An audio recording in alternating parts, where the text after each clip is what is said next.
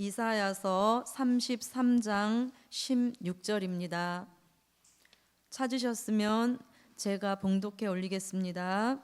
그는 높은 곳에 거하리니 견고한 바위가 그 보장이 되며 그 양식은 공급되고 그 물은 끊치지 아니하리라 하셨느니라. 아멘. 오늘 하나님의 말씀의 제목은 예수님의 보장 속에 살 때다. 예수님의 보장 속에 살 때다입니다. 여기 오늘 읽으신 본문에는 예수님이라는 말씀은 나오지 않지만 본문에 보면은 견고한 바위라는 말씀이 나옵니다. 이 견고한 바위가 고린도전서 10장 4절을 보면 반석은 곧 그리스도 주시라 이렇게 말씀하고 계시므로 견고한 바위는 예수님이신 것을 알 수 있습니다. 본문에서는 두 가지 보장 축복을 말씀하시는데 하나는 양식을 공급해 주시고 또 하나는 물이 끊어지지 않도록 보장해 주시겠다는 말씀을 하고 있습니다. 그런데 본문 외에 저와 여러분이 환난 시대를 살아가는 이 시대에 본문 외에도 우리가 보장받고 예수님의 보장 속에 살아야 할 것들이 너무나도 많은 것입니다. 예수님의 보장은 완전합니다. 완전하신 보장이고 예수님의 보장은 대가가 따르지 않는 부담 없는 보장입니다. 그리고 예수님의 보장은 믿을 수 있는 보장인 것입니다. 우리는 사람이나 어떤 다른 것들의 보장을 찾지 말고 견고한 바위 되시는 예수님의 보장을 받고 살아야 할 때입니다. 그렇다면은 우리가 예수님의 어떤 보장을 받아야 하는가? 첫째, 평안함을 보장받을 때다. 평안함을 보장받을 때입니다. 말씀 한 곳을 보시겠습니다. 이사야서 33장 6절입니다. 상반절을 한번 보겠습니다. 함께 읽어보겠습니다. 너의 시대에 평안함이 있으며 네, 거기까지요. 아멘. 너의 시대에 평안함이 있으며 환난 시대를 살아가는 저와 여러분이 꼭 보장받고 살아야 하는 평안의 축복인 것입니다. 그럼 왜 평안함의 축복을 받아야 하는가? 본문에서 너의 시대에 평안함이 있으며 이렇게 말씀하시죠. 너의 시대라는 것은 이사야서 33장 4절 같이 황충이 같은 악하고 독한 사람이 나와서 득세하는 시대이기 때문입니다. 이런 시대에 이사야 선지자를 통하여서 하나님은 평안함을 보장받으라 이렇게 말씀하고 계십니다.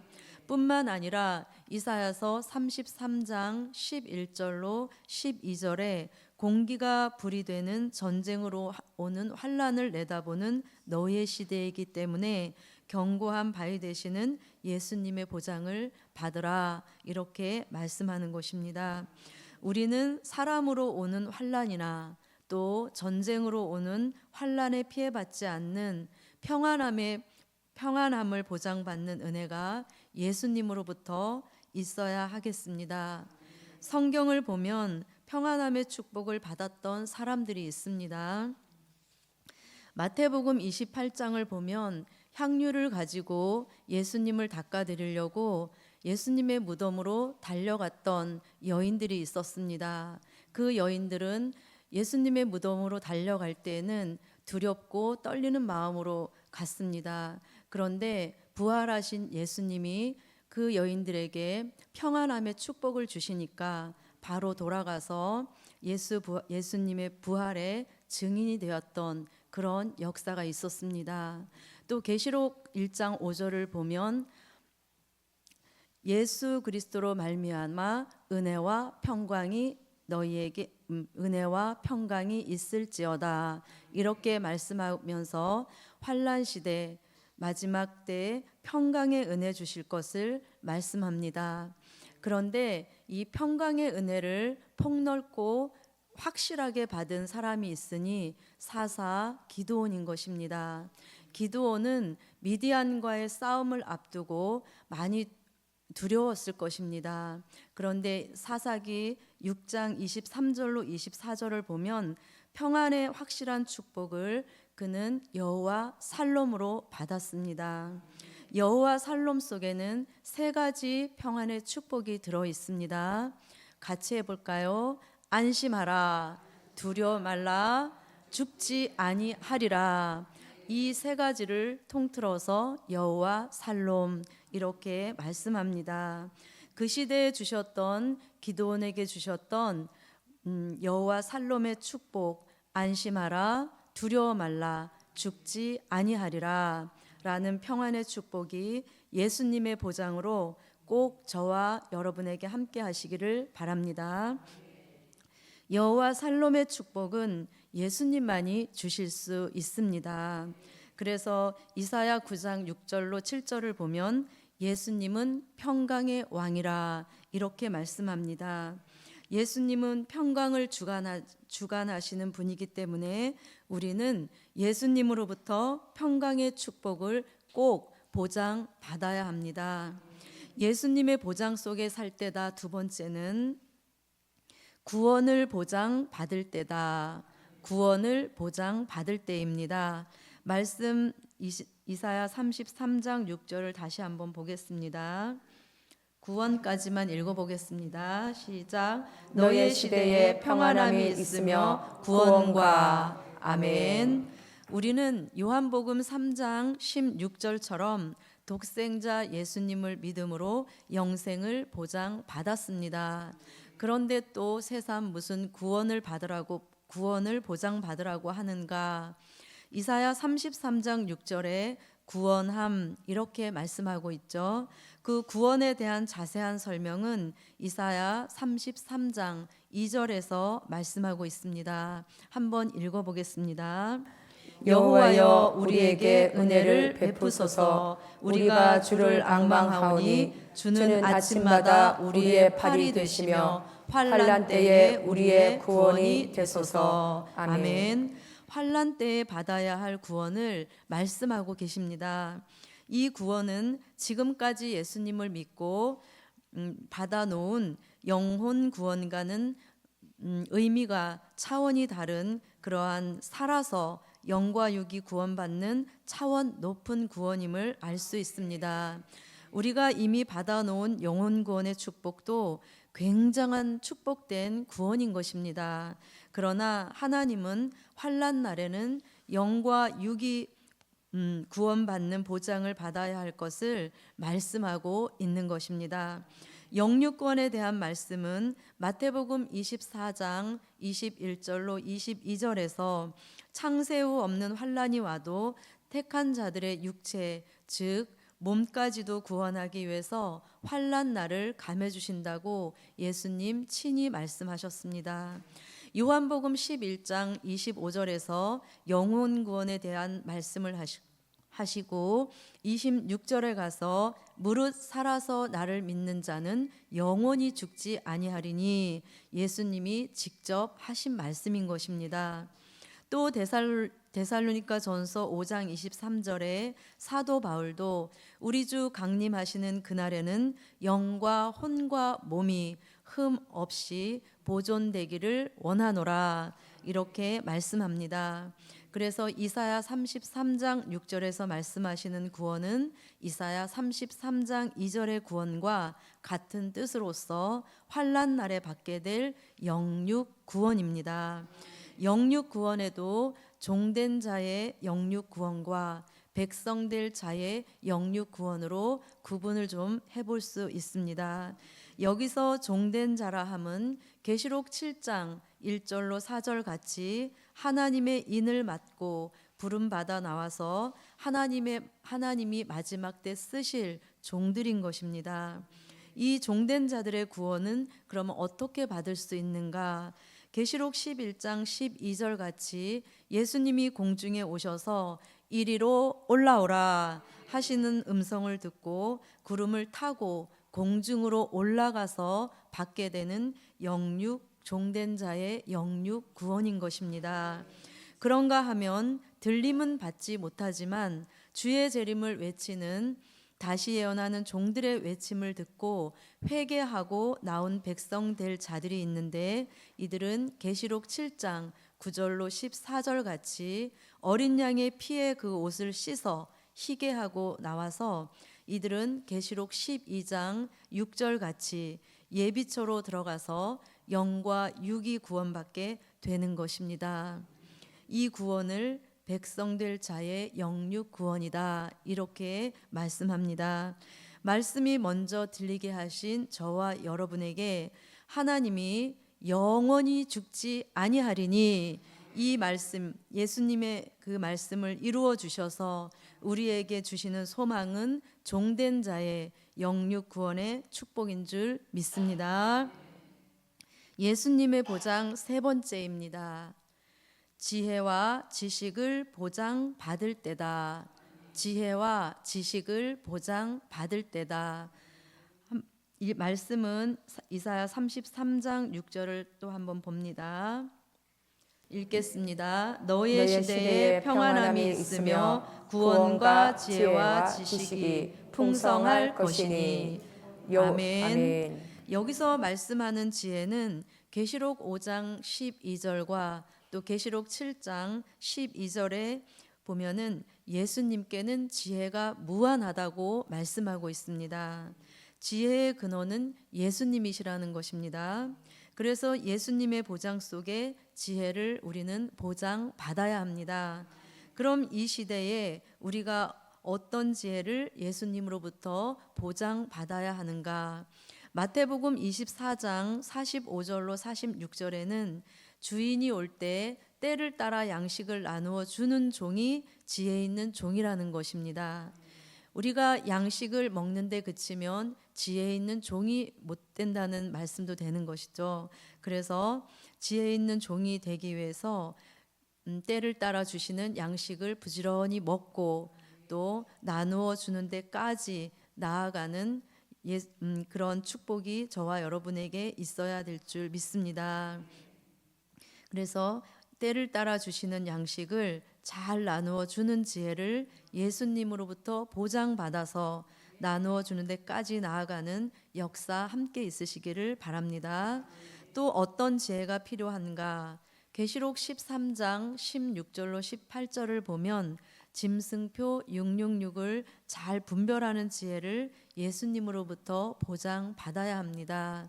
짐승표는 지금 나오는 것이 아닙니다. 수정통치 시대가 이루어져야만 나오는 것인데 이미 짐승표 666을 흉내내고 나온 비진리들이 몇 번 있었습니다.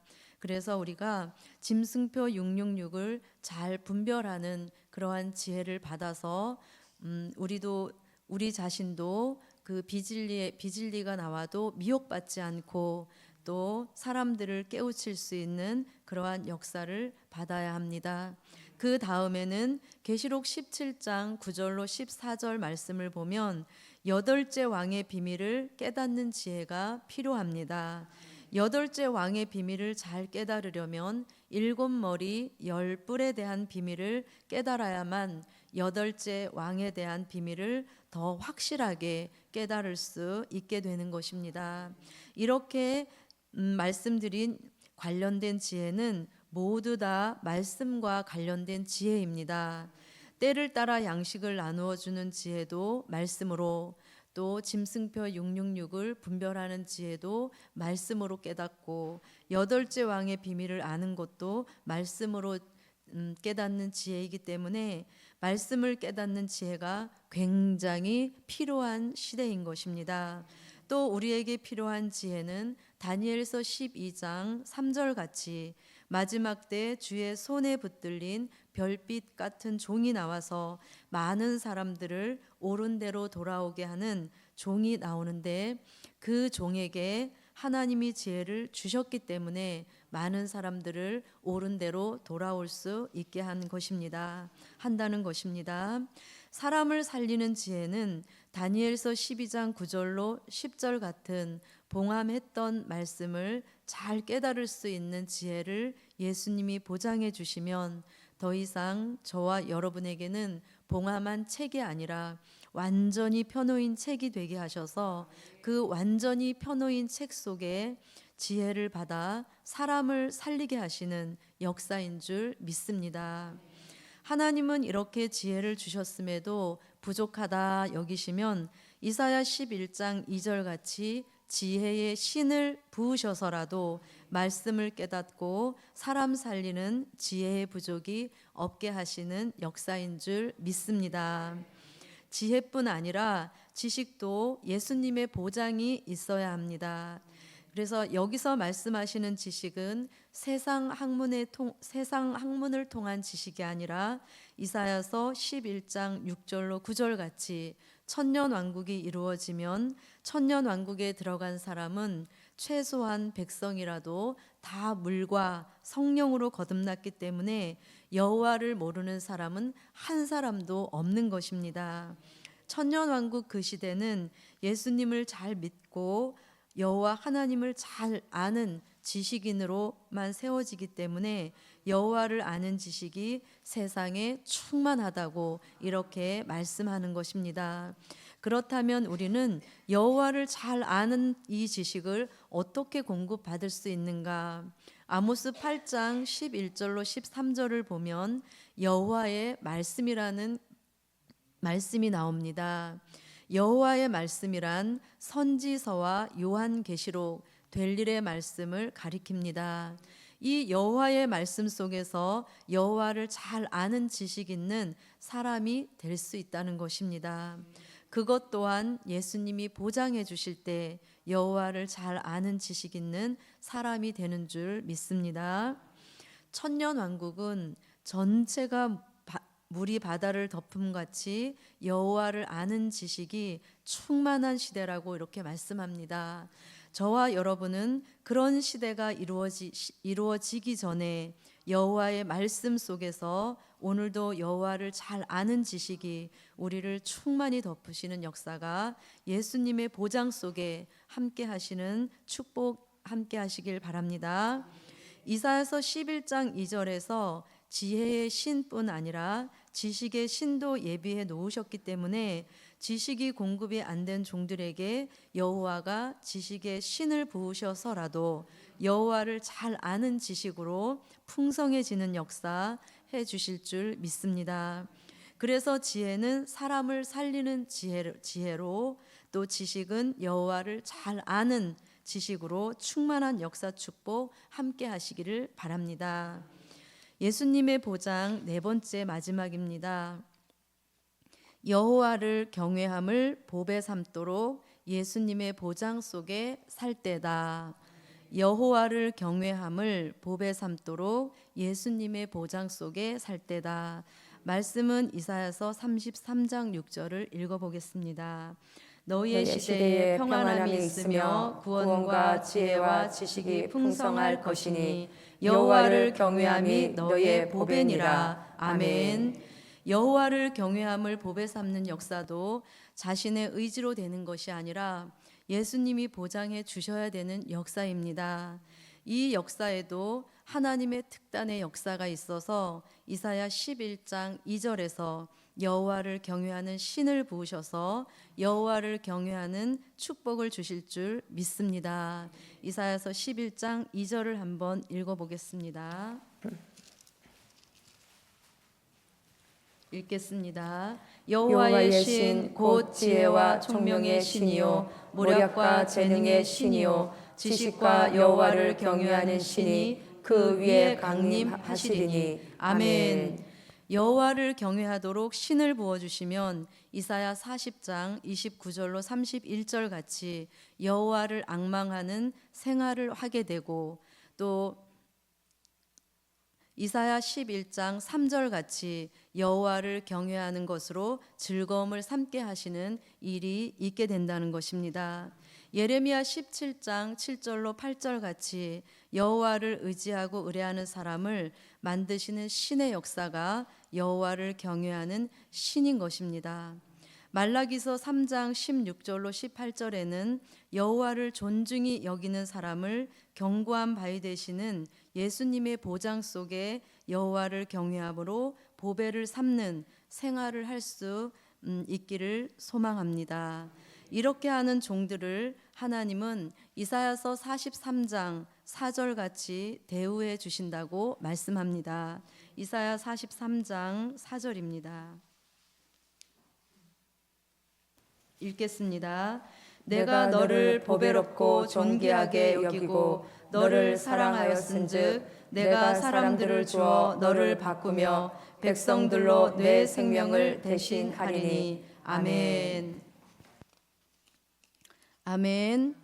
오늘 네 가지 정리를 해보면 환난 시대를 사는 너희 시대에 평안함의 축복을 예수님의 보장 속에 살 때다.